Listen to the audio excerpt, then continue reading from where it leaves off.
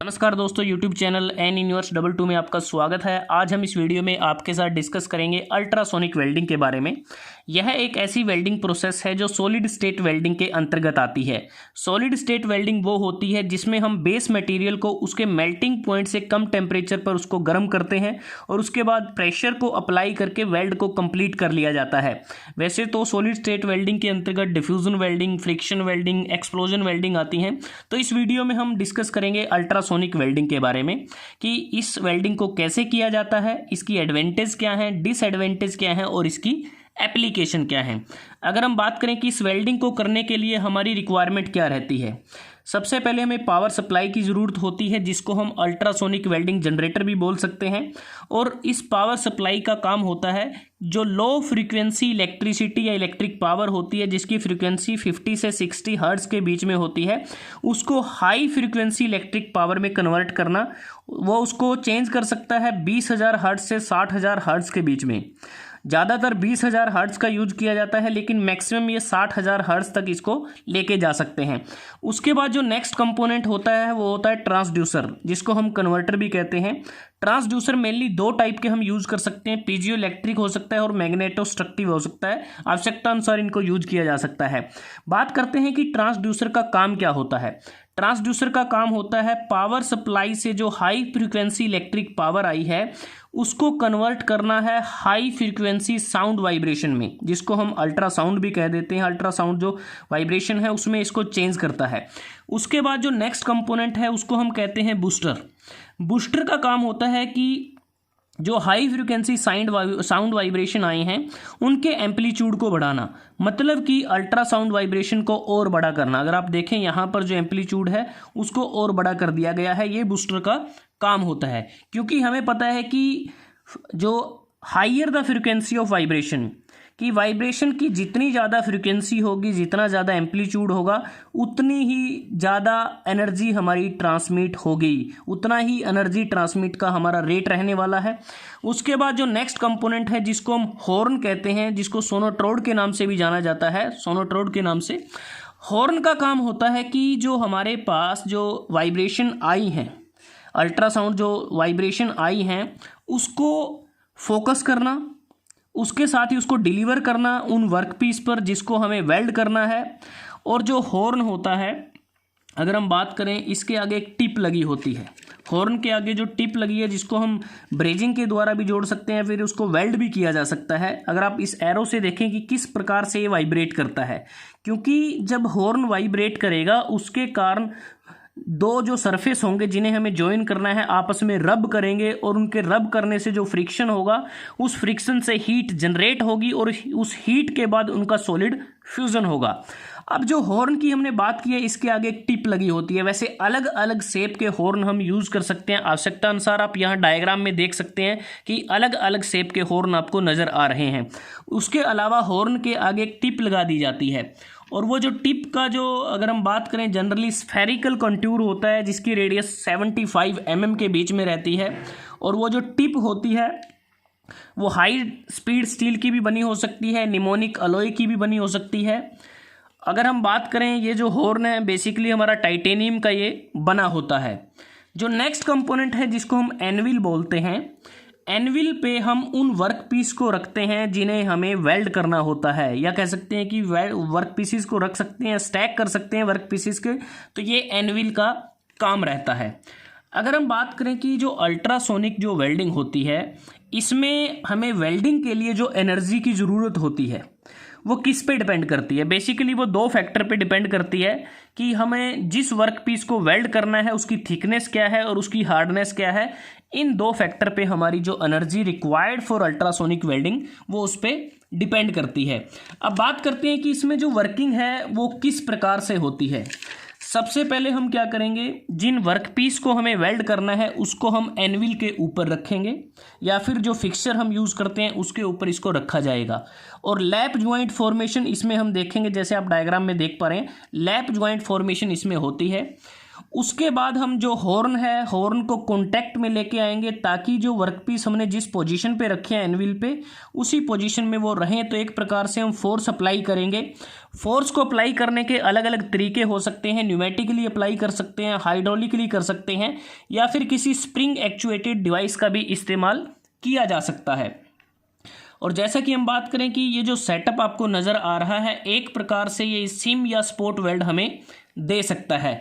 अगर हमें इसके अलावा कोई और वेल्ड चाहिए, कि जैसे अगर हम बात करें कि हमें कोई एनुलर या फिर रिंग टाइप अल्ट्रासोनिक वेल्ड चाहिए, तो उस केस में जो फोर्स हम अप्लाई करेंगे उसको जो सिलेंड्रिकल टिप होगी उस पर उसको टेंजेंशियली हम उसको अप्लाई करते हैं ताकि हमें जो वेल्डिंग जो टिप होगी वहाँ पर टॉर्जनल वाइब्रेशन मिल सके। अदरवाइज़ हम सिम या फिर स्पोर्ट वेल्ड इसमें आसानी से कर सकते हैं। उसके बाद जैसे ही हमने प्रेशर को अप्लाई कर दिया है, प्रेशर को अप्लाई करने के बाद हम पावर को ऑन कर देंगे और उसके बाद पावर सप्लाई अपना काम करेगी। ट्रांसड्यूसर हमारी जो हाई फ्रीक्वेंसी जो इलेक्ट्रिसिटी है उसको हाई फ्रीक्वेंसी साउंड वाइब्रेशन में चेंज कर देगी। बूस्टर उसके एम्पलीट्यूड को इंक्रीज़ कर देगा। हॉर्न इसमें वाइब्रेट करना शुरू कर देगा। अब जो हॉर्न है वो डिलीवर करता है अल्ट्रासोनिक वाइब्रेशंस को मटेरियल पे ताकि उसको गर्म किया जा सके। और जो वाइब्रेशन मूव करती हैं वो 1 मिलीमीटर के डिस्टेंस से भी कम होता है जिस पे वो वाइब्रेट करती हैं। और ये अप एंड डाउन भी हो सकता है। अगर वर्टिकली अगर ये हॉरिजॉन्टल है तो ये साइड टू साइड ये वाइब्रेट करेगा। और इस प्रकार क्या होगा कि हीट जनरेट होगी फ्रिक्शनल हीट के कारण। सो इनका जो टेम्परेचर यहाँ पर जो हीट जनरेट होगी वो जो हीट होगी वर्क पीस के मेल्टिंग पॉइंट से कम होगी। बस यहाँ पर सॉलिड फ्यूजन हो सकता है।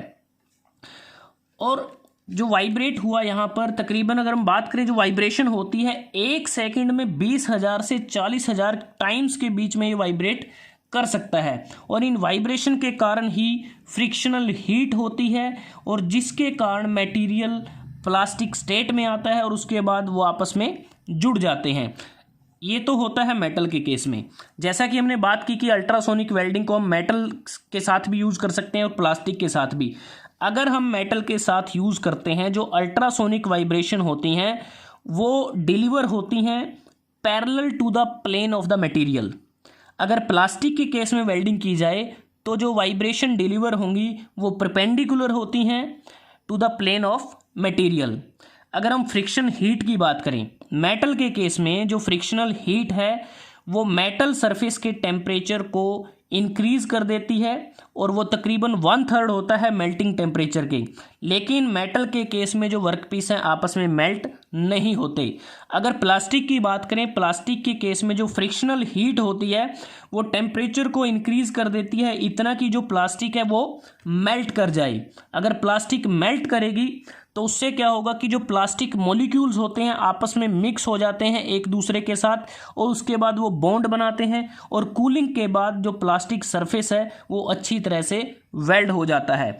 और इस पूरी प्रोसेस को होने में तकरीबन फ्रैक्शन ऑफ सेकंड से 1 सेकंड या कुछ सेकंड तक का टाइम ही लगता है। काफ़ी फास्ट ये प्रोसेस होती है।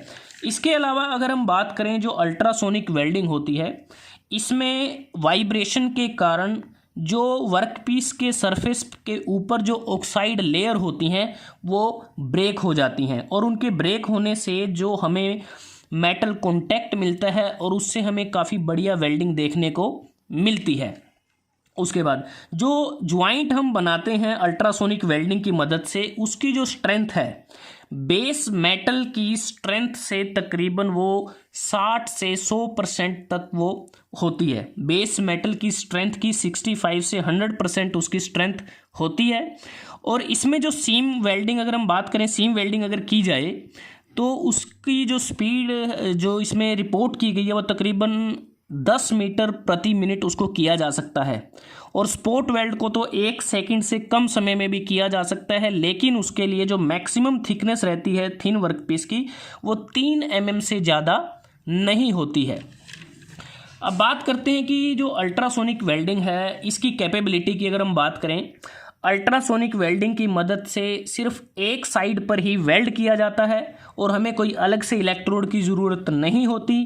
इसलिए क्या होता है कि हम जो थिक वर्कपीस को लेते हैं और एक थिन वर्कपीस को लेते हैं थिन वर्कपीस की जो थिकनेस है वो लिमिटेड रहती है, लेकिन जो थिक वर्कपीस होता है उसकी अनलिमिटेड थिकनेस हम बात कर सकते हैं हो सकती है, क्योंकि एक साइड से ये जॉइंट लगा सकता है। दूसरी बात, जो सरफेस कॉन्टामिनेंट्स होते हैं जैसे ग्रीस होता है, ग्रेफाइट होता है, या कोई इलेक्ट्रोलाइट अगर हमारा आ जाता है एट दैट टाइम, तो उसका कोई एप्रिशिएबल इफेक्ट नहीं होता हमारी वेल्ड की क्वालिटी पर।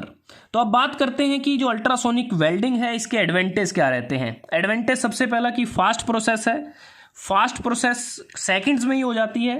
दूसरी बात, एक सेफर प्रोसेस है, सुरक्षित ये एक प्रोसेस है, क्योंकि इस प्रोसेस को करते समय किसी प्रकार की कोई हमें फ्यूल की ज़रूरत नहीं है, कोई इसमें गैसेज रिलीज नहीं होती, तो इस प्रकार से ऑपरेटर को कोई दिक्कत नहीं है। अल्ट्रासोनिक वेल्ड से हमें स्ट्रॉन्ग और ड्यूरेबल वेल्ड हमें मिल जाता है। इस प्रोसेस को आसानी से ऑटोमेट किया जा सकता है, और जैसा हमने बात की थिन और थिक सेक्शन को हम एक दूसरे के साथ जोड़ सकते हैं।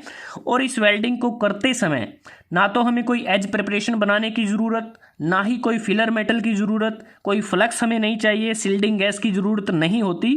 दूसरी बात, अल्ट्रासोनिक वेल्डिंग के द्वारा हम वाइड वैरायटी ऑफ मेटालिक और नॉन मेटालिक जो मटेरियल्स हैं, या कह सकते हैं कि डी सिमिलर मेटल्स को बड़ी आसानी से जोड़ सकते हैं।